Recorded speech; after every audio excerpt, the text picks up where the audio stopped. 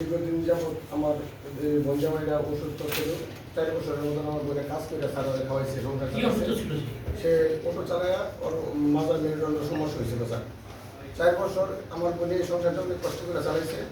তারপরেও সে নির্মমভাবে স্যার আমার বোনের লোকে 5,000 টাকা গার্মেন্টসের বেতন পেয়েছে। এই 5,000 টাকা স্যার ওই নিয়ে জোয়া খেলে দিয়ে দিচ্ছে স্যার। পর আমার বোনের যখন আমার হাঁপানির সমস্যা ছিল আমার বোনের, সে আমার কিনার টাকা পেয়েছে।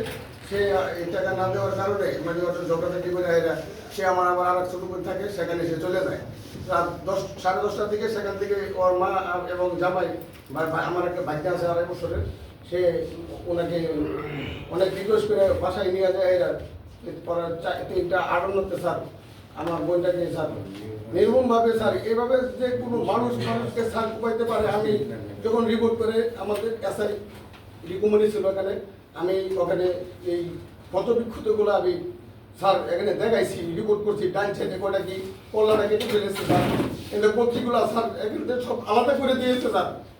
এরকমভাবে নির্মম হত্যা আমি আর কোনো দিন দেখি নাই স্যার। আর আর আর কোনো বাইরেতে এরকমভাবে কোনো বইকে এভাবে না হারায়, কোনো মা যাতে সন্তান এভাবে না হারায়, কোনো কেউ যদি এভাবে সন্তান না হারায় স্যার, আমি ওর সর্বোচ্চ শাস্তি স্যার পার্টি চাই স্যার, পাচ্ছি আমি পার্টি চাই।